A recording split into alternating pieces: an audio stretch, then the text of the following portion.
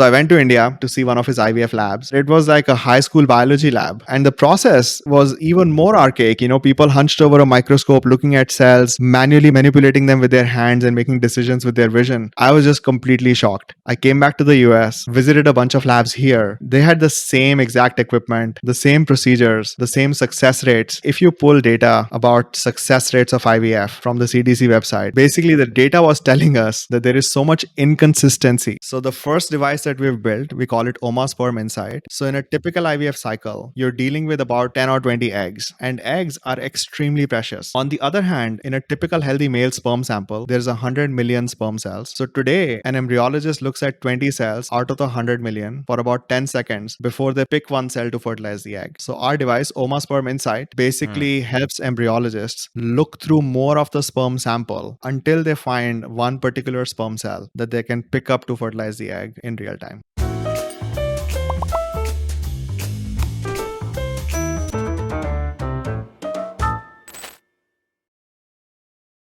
Awesome. I'm here live with Gurjeet Singh, founder and CEO of Oma Fertility. It's awesome to have you here today, Gurjeet. Thanks so much for having me, John. I appreciate it. Yeah, and before we get into Oma Fertility, I just wanted to sort of experiment with something new. I wanted to do a mic check. I asked Gurjeet what he ate for breakfast this morning, and he said that he didn't eat anything. He only eats every third day. And I was like, wow, okay, let's dive into that first, because I'm super into fasting, and intermittent fasting has played a transformational role in sort of my diet and lifestyle. And I'm curious, I've never heard of someone not eating for 2 days and eating on the third. So would love to double click into that and hear about it. Yeah. So a few years ago, at my previous company, we used to give our software away to academics for free. So one of these academics was researching starvation and the effects of starvation and longevity. And again, this is fashionable now, but call it 8 years ago, it was still a relatively new idea. His hypothesis was that if you eat kind of all the time, and I'm saying this colloquially, if you eat all the time, that your body kind of stays in build mode and never goes into repair mode. And so that was the hypothesis. So they started a trial. They recruited people, and the idea was to kind of do an extreme calorie restriction for an extended period of time to see what happens. So the trial started with, I want to say like 70 or 80 people. And the idea was to somehow get your calorie intake down to 30% and do it for an extended period of time. Now, I enrolled in the trial because I was fascinated. And it turned out that I think I and two other people were the only ones remaining in the trial, and everybody else kind of left because it was difficult. But what Wow. I learned in the trial, and I've been doing this ever since, is that it works so well for me. I am the kind of person, I can't do portion control. If I'm eating, I'm eating. And so what this diet works for me, because 2 days when I'm not eating, no decisions to make, I'm just not eating. On the third day, I eat Zero. whatever I You're feel like. drinking Yeah, water? I'm drinking water, Diet Coke, essential nutrients, but Yeah. I don't You eat drink any calories. coffee? No, no calories of any sort. Wow. And yeah, you mentioned if it's a party or something, you break it. Sure. Yeah. I think we've mentioned this before, but you're married. You have kids. Yes, I have 2 Yeah. kids. I'm married, and Is it I think weird for more you than to be like, Dad's not eating today? Like, is that? not anymore. I think it was very weird to begin with, and it certainly took an adjustment, much more from my family than from myself. And I'm grateful for their support. How did you But yeah, decide on 2 days on off, 1 day on? Because for me, for example, like, and I recently was reading over a study that talked about actually yeah, reducing of anxiety and depression with fasting, which I found I haven't like really dove into it yet, but uh-huh, like my executive coach sent it over to me because I was uh-huh, telling her like I've been feeling a lot better because I've always skipped breakfast and just yeah, gone intermittent fasting with black coffee, but uh-huh, I've recently been also replacing my lunch with like a green smoothie, like low uh-huh, sugar, high protein, yeah, and just going to dinner. So I'm kind of familiar with that, and I've been seeing the benefits both physically and mentally. But I'm curious, how did you land on 2 days off, 1 day on? So the rough math I did was, I have to reduce to 30% of my calories, and I'm terrible at portion control. I just can't. I don't want to control my portions. So I was like, okay, what's the easiest way in which I can reduce it? But if I'm not eating, that's actually fine for me. There's no decisions involved in not eating. Mm. Uh, And have you and lost weight from it? oh, a lot, yeah, yeah. Wow, So I've, in fact, at a certain point last year, my physician was like, your weight has gone low enough that maybe you should, give it a break for a while. So I basically switched to 24 hours off, and then 1 day off, 1 day on, basically. Uh, and then it sort of came back fascinating. a little bit, and now I'm back to 2 days off and 1 day on. And did your friend, or the person that you were giving your software for free to, what were their findings from the study? I know it sounds like most people dropped off, but Yeah, was it they about couldn't weight complete it. loss? No, they couldn't complete it. But They what couldn't was the complete it. purpose? What was their Yeah, hypothesis? the purpose was to measure all sorts of biomarkers. All the way from simple things like blood cholesterol levels to slightly more complicated tests like hormonal levels to tests of cognitive ability. Um, and I did those tests for about 2 or 3 months, and literally everything got better for me. All Mm, of the blood based biomarkers became better. Even my cognitive ability tested was slightly better. Now, I don't know if that's a fluke because there weren't enough people, obviously, in the study by the time they were doing this. But personally, for me, I just saw evidence that everything was better. So, yeah.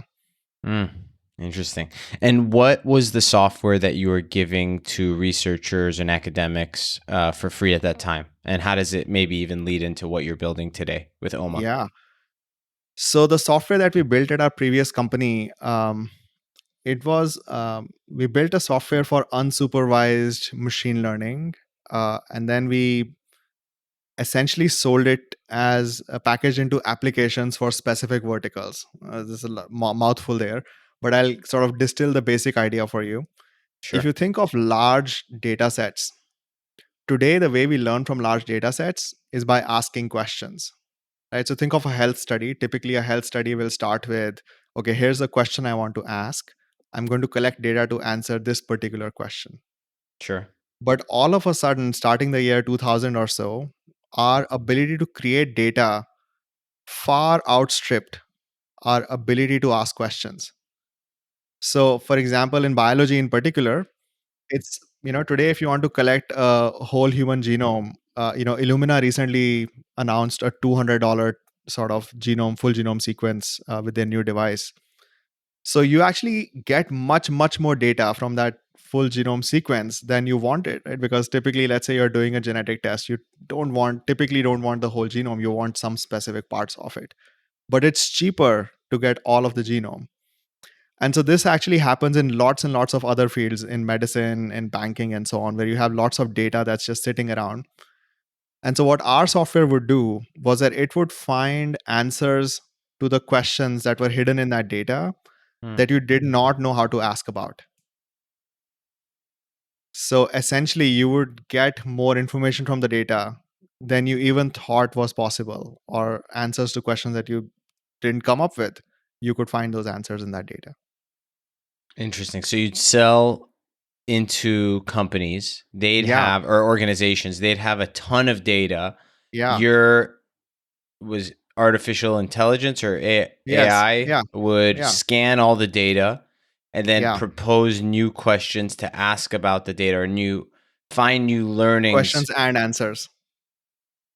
Interesting. Questions and answers. So, for example, in this researcher's case, right, the idea was, I'm going to put these people on this intervention, like this extreme fasting, and I'm going to measure hundreds of these biomarkers, and I'm going to see what happens, right? Like what are all the things that I learned from this data? They had a very broad hypothesis that things would get better, but exactly which things got better, which things were clustered together, which things led to other things. So these kinds of things is kind of what they were hoping to find.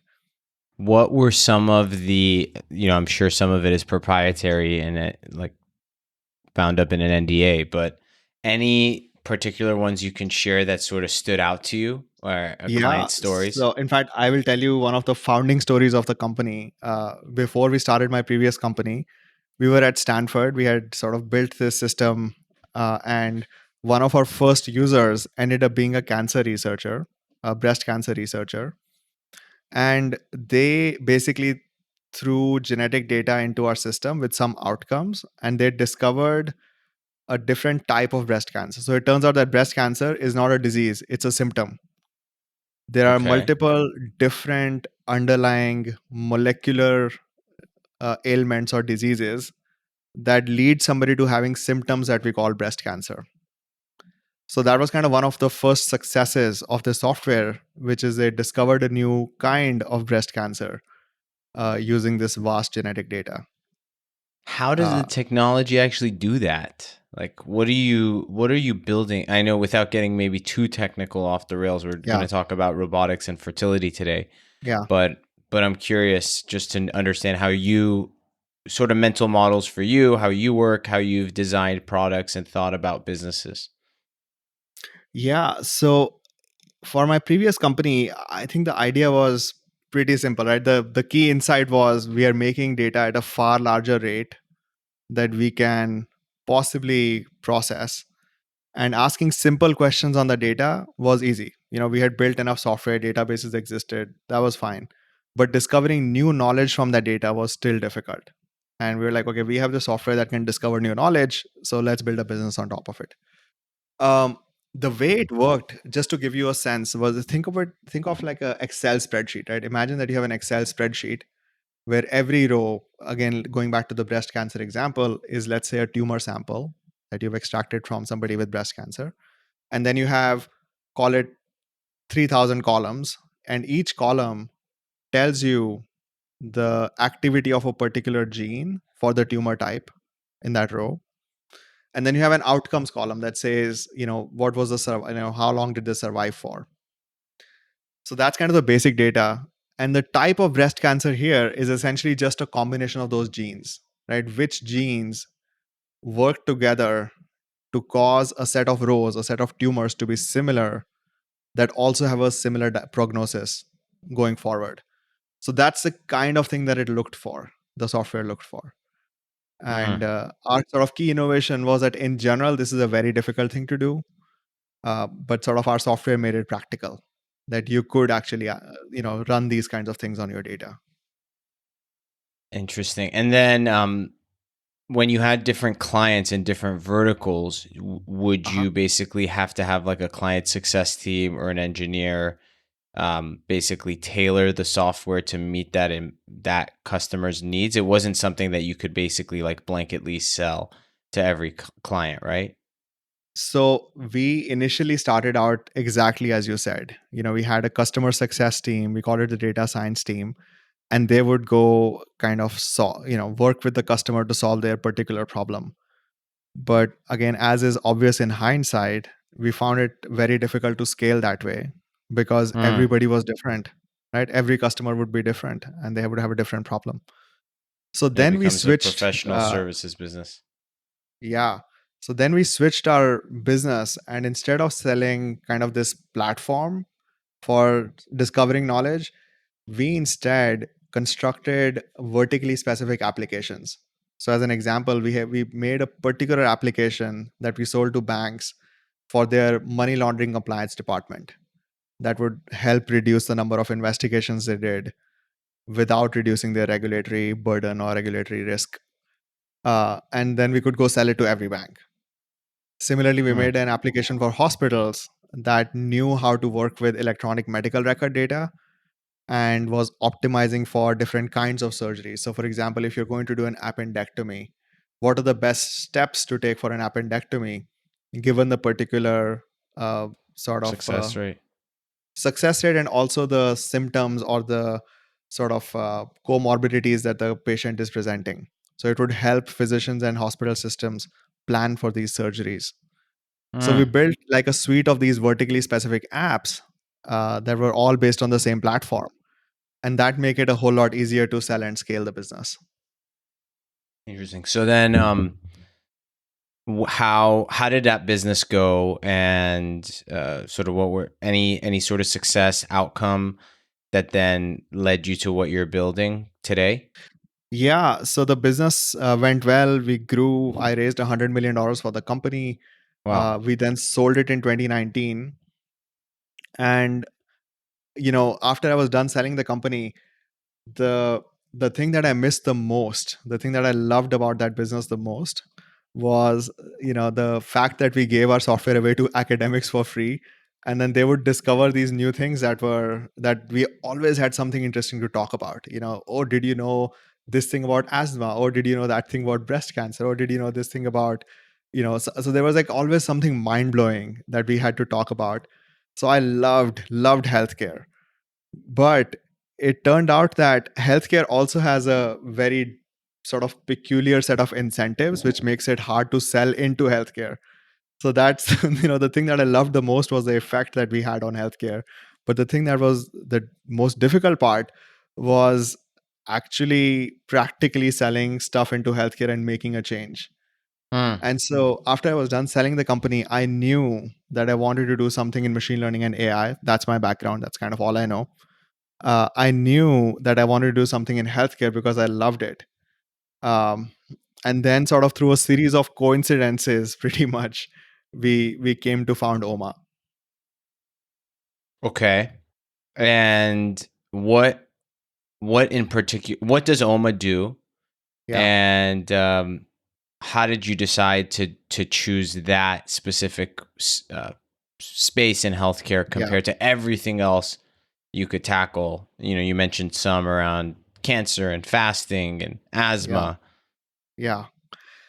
So Oma, we build AI-driven robotic devices that can increase the success rate of IVF. Okay. And to commercialize our devices, we run our own fertility clinics. We currently don't sell our devices. So that's what Oma does, right? We are a full stack, vertically integrated fertility business. And the path that led me to Oma was, as I mentioned, I had just sold Ayasti. I heard of somebody in my wife's office who was going through IVF. They went through 6 cycles, didn't succeed, paid nearly $45,000 per IVF cycle, and essentially had to file for a bankruptcy. It completely destroyed their life. It's horrible. Very coincidentally, as all of this was going on, my now co founder Sahil was visiting us in the US as a family friend. Both Sahil and I had grown up in Delhi in India, so I've known him since he was in 10th grade. He's a decade younger than I am. He's a physician himself. And while I was building my previous company, he had built a very successful chain of IVF clinics in India where they Mm. see 15,000 patients a year and do 6,000 IVF cycles a year. So we are sitting with him, and my wife is venting at us about this situation with her colleague. And he says to me, "Why don't you come visit an IVF lab so you can see how the procedure works? Right? You can't do anything about the colleague, right? That's already happened, but just have a look, see how it works." So I went to India to see one of his IVF labs, and I was just in my mind, my expectation was I didn't know anything. My expectation was that if somebody pays $45,000 for a medical treatment, that there would be some science fiction going on behind the scenes. Like I was imagining there'd be some robotic devices, there's some Some automation. technology. Yeah. But instead, what I saw in an IVF lab was that it was like a high school biology lab. It had the same microscopes that I saw in high school biology, the same fridges, the same incubators, the same manipulators. It just felt like we were using the lowest common denominator equipment, right? None of the microscopes were built for IVF. The micro manipulators were not built for IVF. The incubators were not built for, they were just the standard stuff that you would use in any biology lab. And the process was even more archaic. People hunched over a microscope looking at cells, manually manipulating them with their hands and making decisions with their vision. I was just completely shocked. I came back to the US, visited a bunch of labs here, And they were maybe slightly cleaner, maybe, but they had the same exact equipment, the same procedures, the same success rates. Uh, so that was super disconcerting. Then we started looking into the data. And what I learned from the data was astounding. I learned that if you pull data about success rates of IVF from the CDC website about all the clinics in the US today, you will see that the delta in the success rate outcomes for, let's say that you are a less than 35-year-old, you go through an IVF cycle, the probability of having a live birth per cycle for a less than 35-year-old is about 76% at a top 5% clinic, but it's 20% barely at a bottom 5% clinic. So I Wh- basically, the data was telling us that there is so much inconsistency mm. in the What does results of that IVF. mean? Sorry, Gurjeet, in terms of Yeah. the difference between a top 5 and a bottom 20, does that have to do with the cleanliness? Does it have to do with the education of the staff? What does that have to do with in terms of that difference? Yeah. So that's such a great question. So that's the exact question that we asked, right? Why? Why is this the case? And then we learned, looking into the data about IVF, that the difference is basically the level of experience of the embryologist. How many years of experience they have, how many cells have they seen, how many procedures have they done, and are they good at it? Right? So, Mm. like any skill based job, it had the characteristics of any skill based job. Results are better in the mornings than they are in the evenings. The same person doing the procedure can have different success rates based on the time of the year or the time of the day. If you go to a lab with high success rates in general, uh, but you are but the embryologist that does your case is maybe not one of their best ones, your results will be worse. So they're all hallmarks of a skill based job. Mm. And then we started looking deeper into it. We actually broke the process down to figure out, where we could make the biggest changes. And that's kind of how we constructed our roadmap of what to build. Got it. So you have this technology, you have the clinics, and Yes. are they, what is the technology actually? Is it a combination of software and hardware? Yes. So the first device that we've built, we call it Oma Sperm Insight. It is a Okay. combination of hardware and software. So there is a bunch of custom hardware that we've developed to do this. And obviously, the software is all the machine learning. What the device does is that it helps an embryologist select the best sperm cell to fertilize each egg in real time as they are doing the procedure. Let me tell Mm. you why it's important and why it's hard. Okay. So, in a typical IVF cycle, you're dealing with about 10 or 20 eggs, and eggs are extremely precious. Eggs become embryos. Eggs are financially, difficult for the families because the cycles are expensive. They're physically difficult for the patient. You have to take all these shots. They're also emotionally stressful due to the stress of the cycle itself. Also, the hormones cause stress. So eggs are very precious. You kind of get what you get, and you have to use all the eggs that you can get your hands on in a cycle. On the other hand, in a typical healthy male sperm sample, there's 100 million sperm cells. Also, in a typical healthy male sperm sample, only 4% of them are actually normal, according to the WHO characterization of sperm cells. So, Interesting. today, an embryologist looks at 20 cells out of the 100 million for about 10 seconds before they pick one cell to fertilize the egg. If you do the math in your head, the probability that 20 cells seen out of 100 million even contain one of the 4% normal sperm cells is so abysmally small that selecting the best sperm cell is not a human scale problem. So, our device, Oma Sperm Insight, Mm. basically helps embryologists look through more of the sperm sample until they find one particular sperm cell that they can pick up to fertilize the egg in real time. Mm. And And go on. go for it, please. And what makes it hard is that sperm cells are the smallest cell in the human body. They move, obviously, and there are 30 different types of sperm cells according to the WHO ontology. And only one of those 30 types is considered to be normal. So that's what makes it hard. Mm.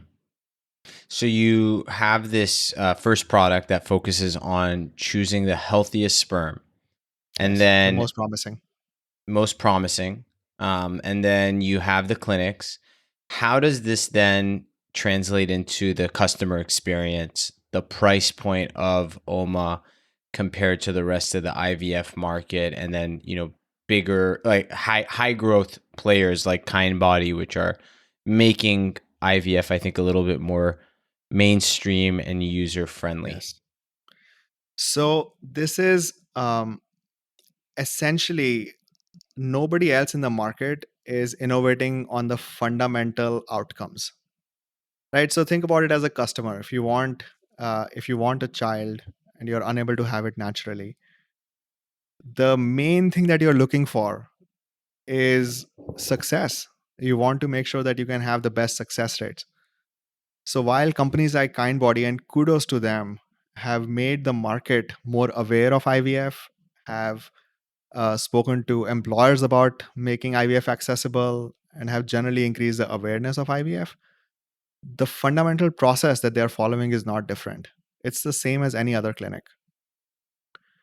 And that's our differentiation, right? We want to make the fundamental product better, as opposed to marketing the same product as everybody else is also offering. Then on a pricing perspective, it might shock you to know that IVF is a almost an exploitatively high sort of price point. The it's not ethical, I believe, how IVF is priced.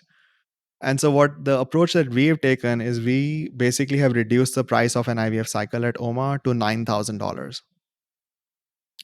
And that is less than that's just above a third of the median price of IVF in the US.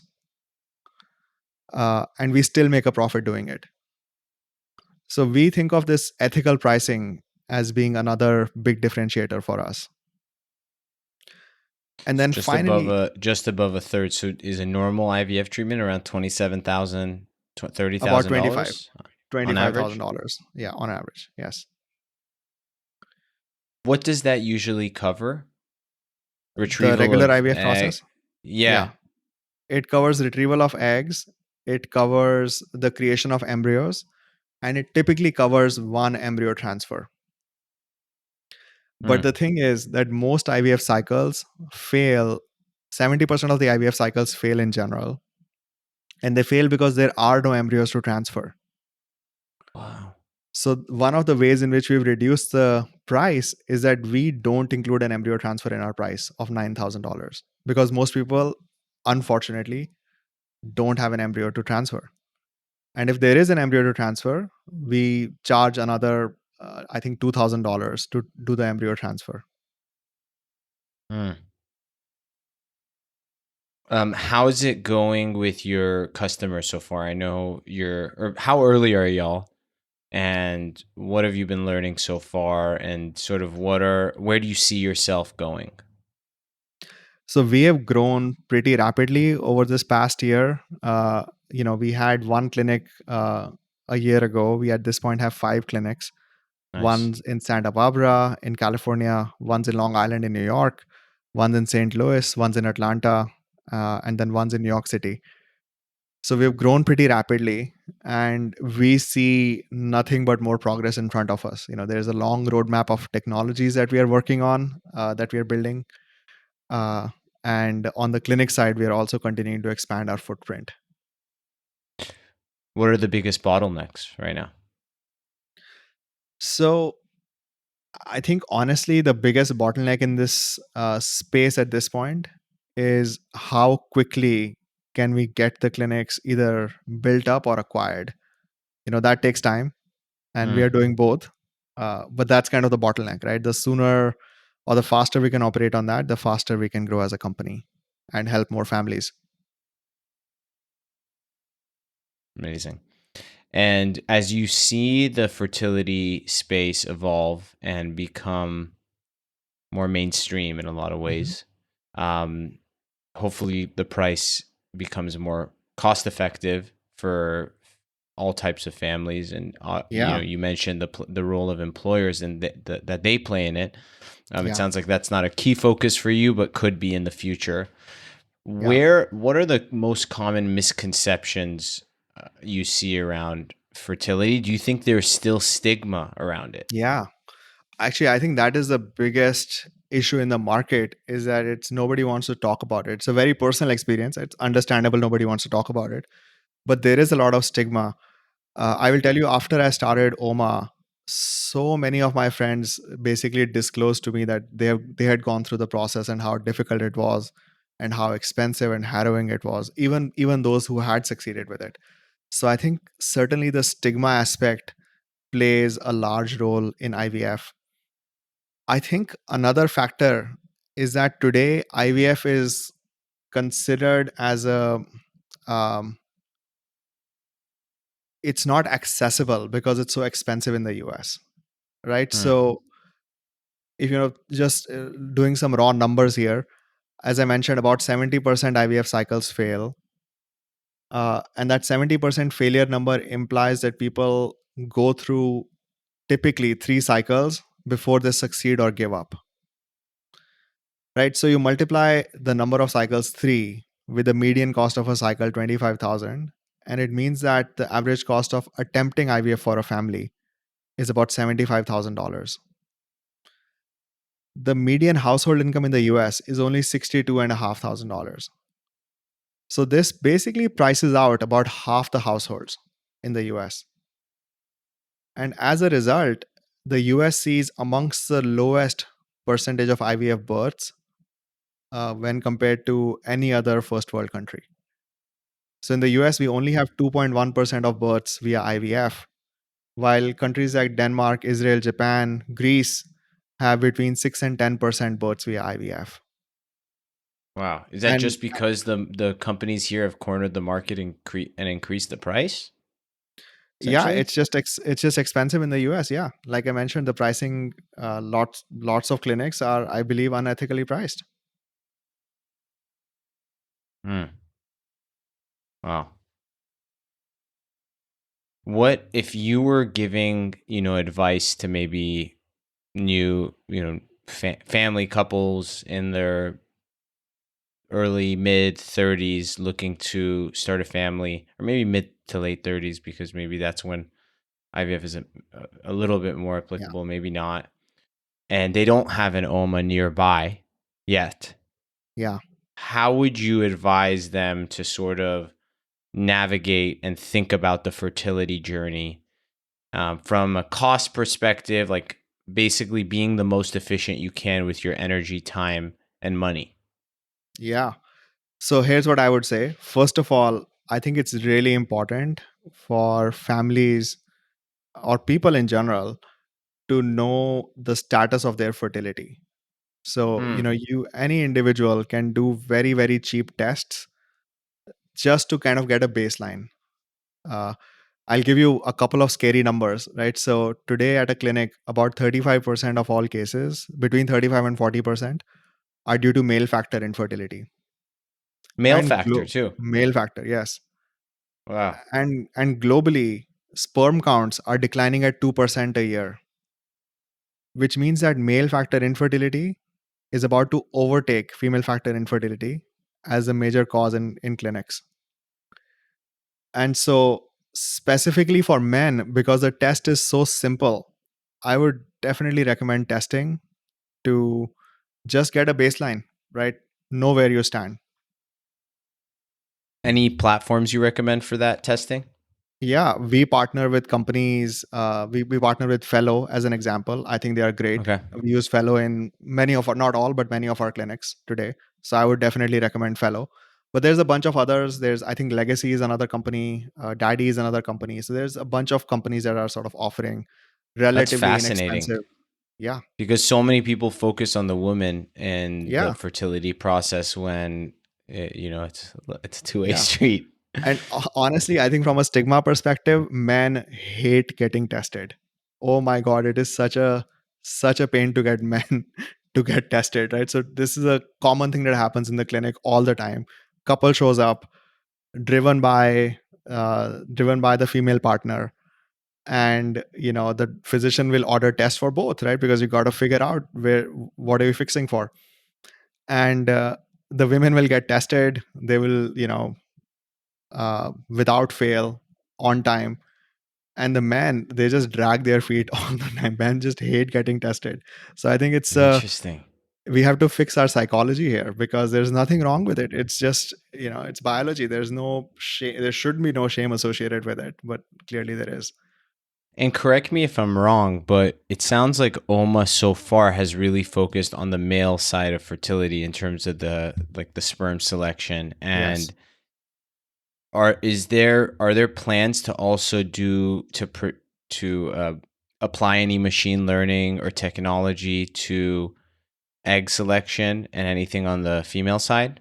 Yes, there are. So, in particular, one bit of technology that we are excited about, uh, I can't disclose too many details, is more around the timing of eggs. So, I'll just give you some background. When eggs are extracted in a lab post IVF egg retrieval, they are immature. And then it takes the eggs a little while to mature in the incubator.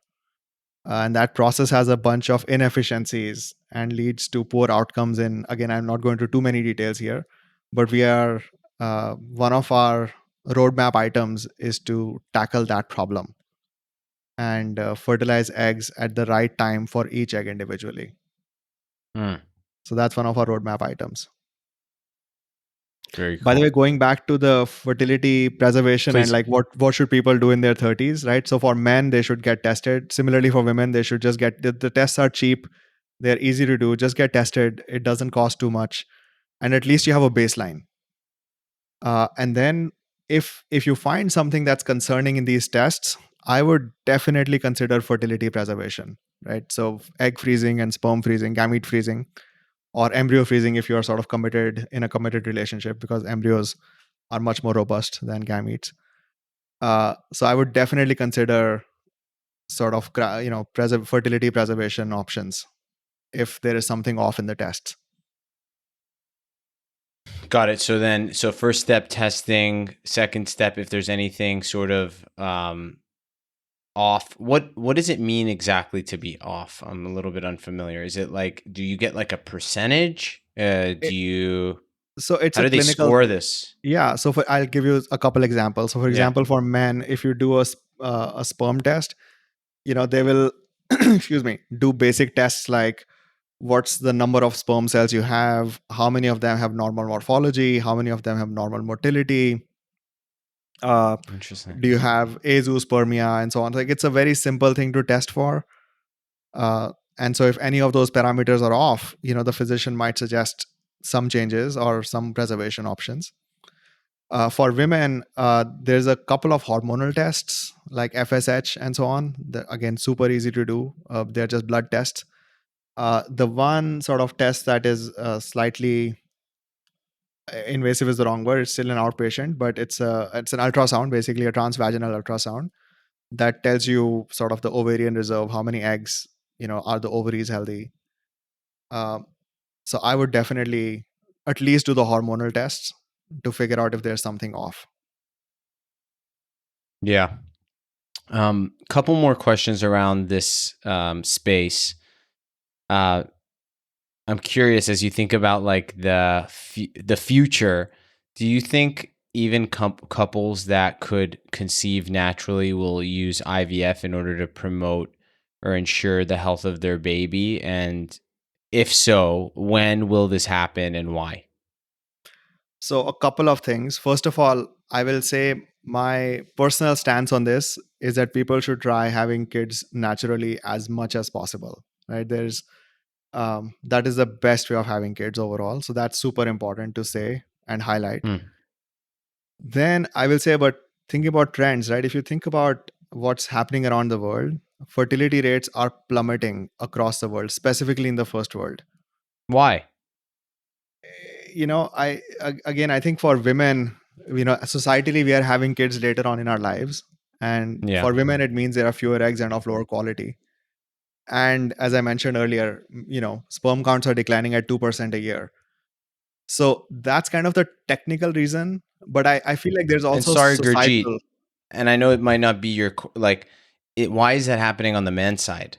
Does it have to do with weight management? Does it have to do with diet? Does it have to do with environmental factors? Is it Yeah. mental health related? Is it combination? So there is actually, unfortunately, no smoking gun, right? So lots Mm. of studies have been done on all of these factors individually, but there's no smoking gun. The the sort of most predictive thing that we have thus far is we know that sperm counts are worse at higher overall temperatures. So the climate Mm. change and warming is Interesting. definitely going to make it worse. But that's also a relatively weak correlation as things go. So it's Interesting. actually, that's Okay. the scary part about it, which is that we don't know why this is going on. So Got it. I So wouldn't be surprised if 50 years from now that IVF is the main way of conceiving because of biological reasons. That wouldn't be surprising to me. that's wild. Yeah, And you've also mentioned, and it sounds like part of the reason that Oma has focused on the sperm side of the IVF, or let's just say more broadly, the lab side of IVF, is because of the current talent pool. So there yeah. is it correct to say something like that? There's also not a ton of lab Embryologists. technicians. Yeah. So in the US, right, there's approximately 1,500 to 2,000 embryologists today. Mm, And if you want, as I mentioned, it's a skills based job. So let's say you tell me, hey, Gurjeet, go set up a lab with top 10% success rates, right? It means that I'm going to have to go hire from a pool of 200 people. If I can't hire from that pool of 200 people, then I'm not setting up a top 10% lab. Them's the facts. So there's a huge talent shortage, and it takes a decade to become good at this job, right? There's no mm, formal education for embryology. Stanford doesn't offer a degree in embryology to become an embryologist. It's kind of most of the great embryologists luck into the profession. So that's why the sort of our overall vision of automating embryology is that's why it's critical, because we will run out of talent pretty soon here as well. mm. And then finally, at the top of the conversation, we mentioned that you all are also vertically integrated. You don't sell your technology to other clinics, Yeah, and I'm curious, why that's the case, how you decided to go about that, and any differentiators you also are bringing to the clinic experience in order to make yeah, it as delightful and hospitable as possible. absolutely. So let me answer the second question first, actually. Yeah, So please. we have three core principles on the clinic side. The first is we want to get our patients successful in as few cycles as possible. The second is we want to offer empathetic care. And the third thing is that we want to make IVF accessible to more people. That's ultimately our North Star. We want it to be accessible to as many people as needed. So from a clinic experience perspective, one of the things we've done sort of many innovations along the way, but one of the things that we are very proud of is that we offer our patients a single point of contact, both virtually as well as physically. So this is one of the things that you will hear from IVF patients over and over again. If you interview IVF patients, they'll tell you they feel like a number in the system. They feel like they are not empowered or educated. They feel like they don't have control. Mm, And part of the reason is that every time they go into a clinic, they meet somebody new in other clinics. They have to repeat their history, tell the clinic the story all over again, get people caught up, and then talk about the reason why they are there. So to this is like one of the biggest things that we've heard as feedback in the industry. So we've built this system where we ensure that the patient or the family is able to talk to the same person every time they come in. And that way they don't have to repeat. The data is already all there and the conversations can be easy. Mm. Uh, Another example is our ethical pricing. As you know, from an accessibility perspective, part of the reason why we've made it more sort of affordable is so that it's more accessible to people. And then third, it's a work in progress, but we are working on educational materials where there's a lot going on with a family when they're going through IVF, where we make their journey easier and simpler. So we partner with companies like Alto on the pharmacy side. We partner with um, sort of companies for the electronic consenting process that have great educational materials. And so we are integrating all of this into a holistic patient experience that makes it easier for them to interact with us and through their journey. Amazing. You guys are doing some very cool stuff. Thank you very And much. yeah, and I'm excited to see you expand to more cities, and for the brand to be more known as also educating people. And this has been really educational. I'm curious, maybe Gurjeet, in the couple minutes we have left, I want to save some time for some rapid fires, Uh-huh. but then also to get to know you on a little bit of a personal level as well. And we got to do that a little bit in the beginning of the conversation, sort of understanding and diving into your diet and lifestyle. Uh-huh. Um, your co-founder, you met him in India in 10th grade, Uh-huh. and I'm curious how your roots and being from India has sort of impacted, if it has impacted your trajectory as an entrepreneur and how you think about building. And yeah. Yeah. First, I must mention, we also have a third co-founder, Kiran, who's Okay, a amazing. equally integral part of our company. He's from Nepal, a neighboring country of India's, and I met him. We both did our PhDs from Stanford, so I've known him for a number of years from Stanford. So the three of us, we are from the Indian subcontinent, and there is this. We all kind of grew up in relatively middle class, lower middle class upbringing, and so this the hustle is well and alive within us, right? That's kind of the strongest instinct that emanates from the three of us is the hustle. uh, I think what I've learned from my Indian roots is to always hustle. In fact, um, one of my mentors, and I've only met him a couple times, but is Mr. Mukesh Ambani. He runs Reliance. It's one of the largest companies in the world, Hmm. and I've learned the value of engineering solutions, a customer centric mindset, and the hustle, uh, Hmm. and that's what we bring to work every day. How about any sort of something else I also kind of geek out on is like s- spirituality, or sort of like a connection to whether it's religion or sort of a higher source.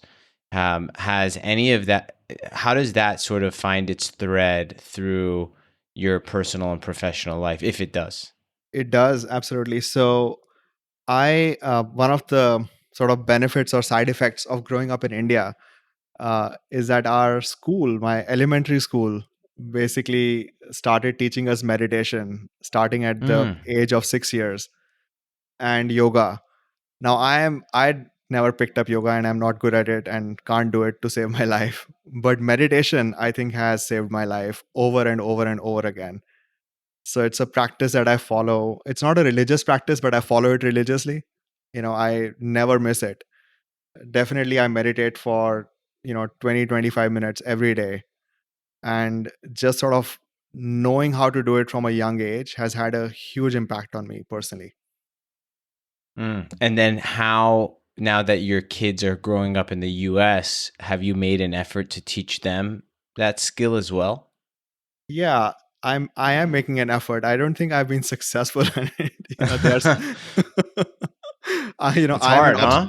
yeah, it's hard. I'm an obstinate person and my kids definitely definitely are obstinate. So but I hope that I'll be able to teach them the value of meditation as they grow up.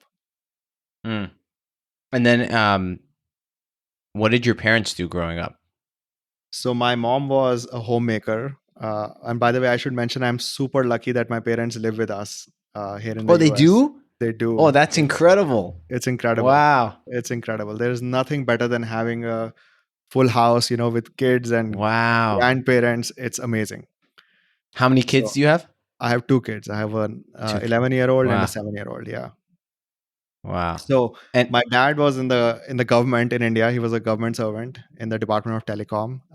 mm, And I think growing up, I hardly ever saw him. He kind of had to work and be out in the field to make ends meet. And which is why I'm sort of super lucky to have him in my life, living with us these days. yeah, and how much time did you take before selling your last company and sort of jumping back into the trenches? I I took a while. I took a year and a half, and it It's not a was lot of time. I mean, I don't know, it feels like a lot. Startups are, Yeah. again, if I, when every time I have a conversation with my co-founders and we say, remember where we were a year ago? It feels like startup time is different from normal time, right? Yeah. So it was really, really important. I think before I sold my previous company, I was flying a million miles a year, right? Just out and about in the field. And so I really, really needed that time to take a deep breath, catch up with my family, uh, and then architect my life better in this company. Mm. Amazing. I would love to get into a couple rapid fires and then I'm going to let you go. Awesome. Um, what is a book that you've either recommended the most, reread multiple times, or just one that has left a lasting impact on you? So the book that I'm recommending currently is this book called Lifespan by David Sinclair. Oh yeah, yeah. Yeah, I Yeah, started to read some of that. I would definitely recommend reading it. I think it has had the largest impact on me, call it in the last 4 or 5 years. Mm. Has it impacted supplements you take? It has. It has. So Are you yeah, I basically follow his recommendations on the supplements. Um, and you take so far so metformin? good. Does he take I I metformin? I did take metformin, but I don't. My body doesn't tolerate metformin, so I don't take metformin. Mm. I take berberine instead. Mm. And resveratrol? He's That I big on don't take. resveratrol. It's too expensive for me. I need it to be cheaper. Okay, we'll get you a June discount. I'll find you some. Awesome. Um, favorite product at Trader Joe's, if you have one. Oh yeah, they have this pound Belgian dark chocolate for like four Mm. bucks. I love it. Okay, amazing.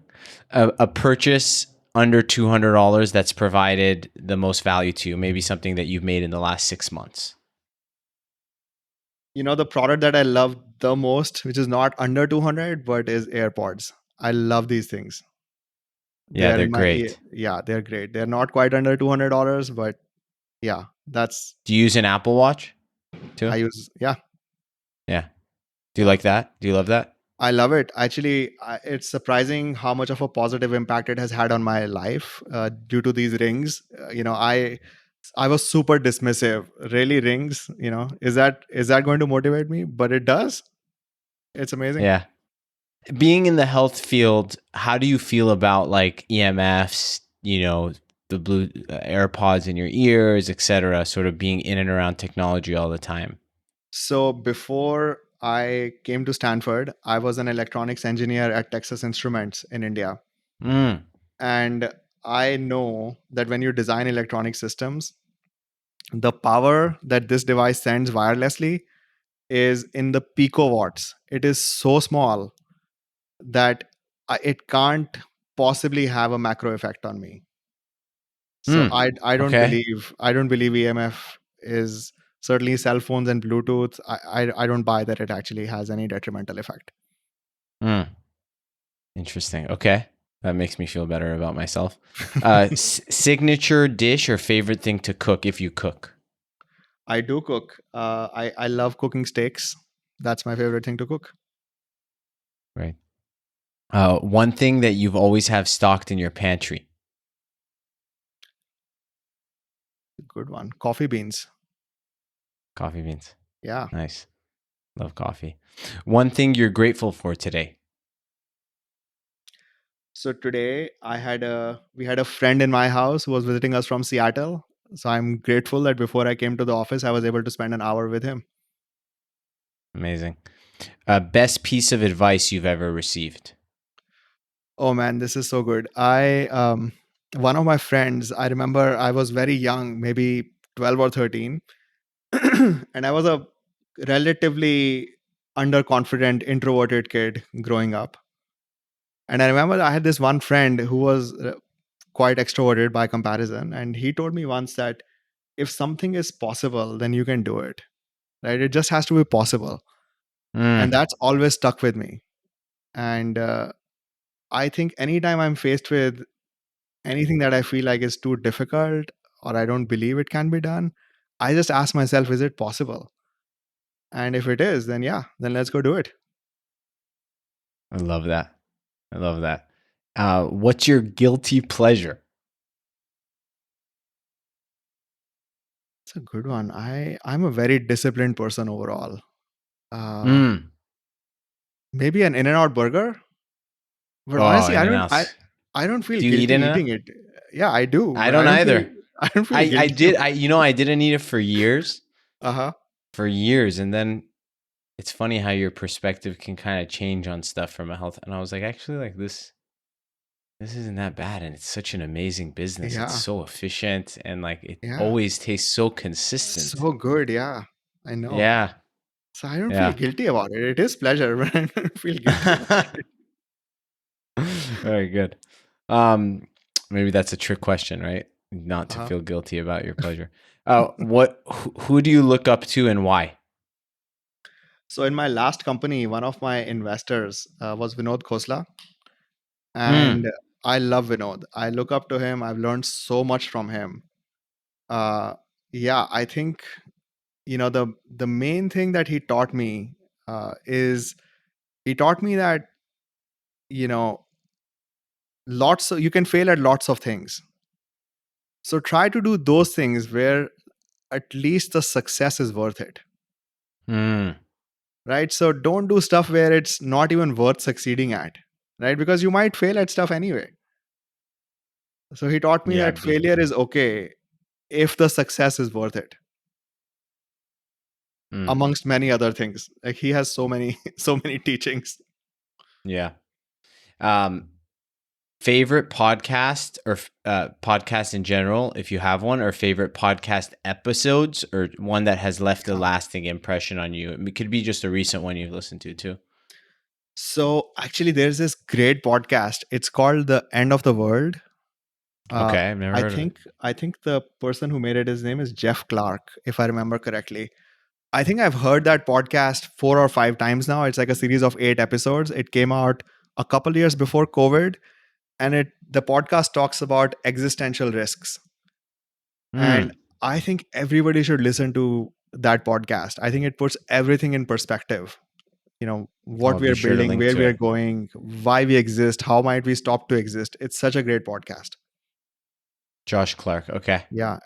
Um, and then the final one I have for you is maybe to bring it full circle. Besides the 2 days off, 1 day on for food, is there anything else you would say crazy or out there you do to optimize your well being? I can't top my diet.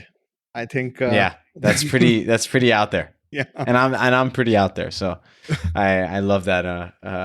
I don't know if I'm in a place to try it today, but I also got into intermittent fasting about 10 or so years ago before it was cool. Yeah. I picked up a book during college by Ori Hofmeckler called The Uh-huh. Warrior Diet, and people thought I was crazy. Crazy. They're like, you're basically doing Ramadan every day, but not Yeah. eating in the morning. Um, Gurjeet, this has been awesome. It's been so fun to learn about Oma Fertility and Oma Robotics, and also to get to know you on a deeper level. Thanks so Thank you much. for spending the time. I appreciate it. Very good to speak with you, John.